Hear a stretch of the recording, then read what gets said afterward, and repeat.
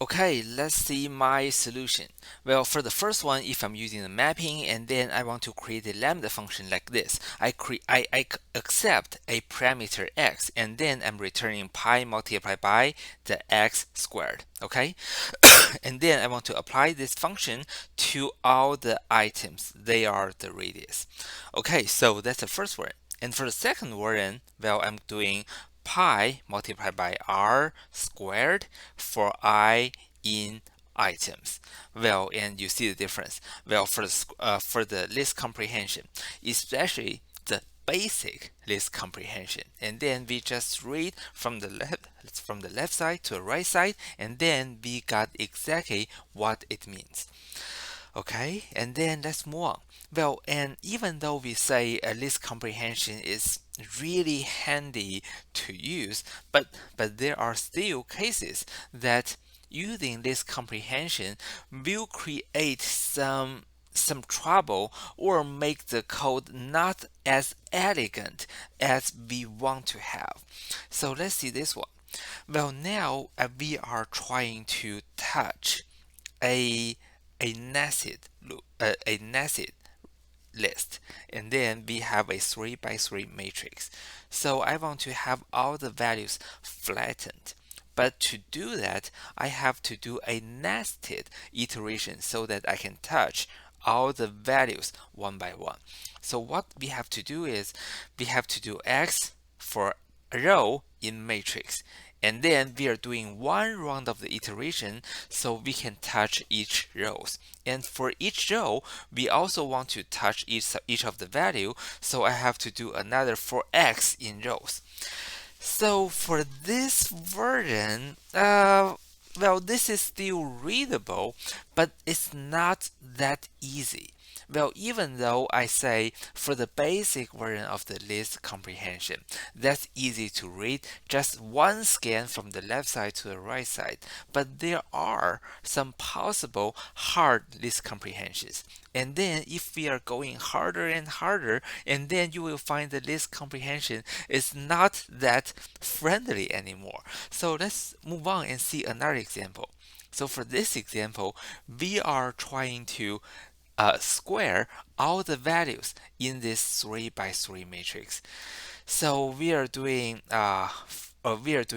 for first part, we are getting well, let's see this part for row in matrix, right? So we are just touching all the rows in the matrix, and then for each of the value in this row, we have to we have to produce a nested or a sublist of all the original values squared.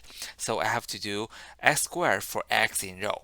But this should be squared because we are trying to produce a sublist.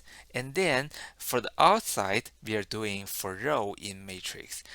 And probably this is already getting a little bit hard to process. So if you just show me this line of the code or this list comprehension and you ask me what is the return value, I have to think about that.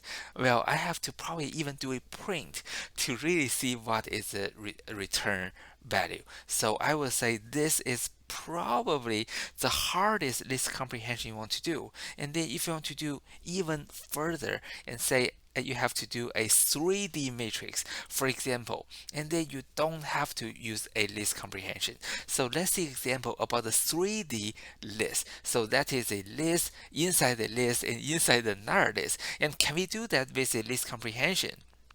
Just to flat this. And well, yes, we can still do that. But if you look at the code, that is for sublist 1 in my list, and then for sublist 2 in sublist 1, and then for x in sublist 2, and then we are just putting an x.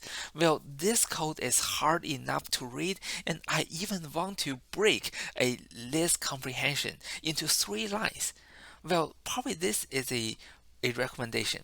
If you feel you have to break your list comprehension into multiple lines, this problem shouldn't be solved with list comprehension because this version of the list comprehension will be visually noisy and hard to read. So you may have you can even go turn back to the basic Python coding, because for this list comprehension it is 3 lines already, right? Well, if you want to do that in basic Python, probably this is also 3 or 4 lines of the code anyhow. Okay, well, and if you want to turn to the basic Python, and then, well, this is this version, and I don't see this is really harder compared with this version. Okay, so the next thing, well, for the list comprehension, well, you can use the if condition or even if conditions. Say I have this sequence, and then I want to get the values of the x if the x is greater than 4, and also that is an even number. So you can do x for x in A if x greater than 4, if x most 2 is 0. So you are putting 2 if conditions. Well, this is kind of different, right? Because what we really mean is if x is greater than 4 and x most 2 is a 0. So if you're using the and then we are just connecting those two conditions. Well, as long as that value meets both of the condition, and then we are going to keep that.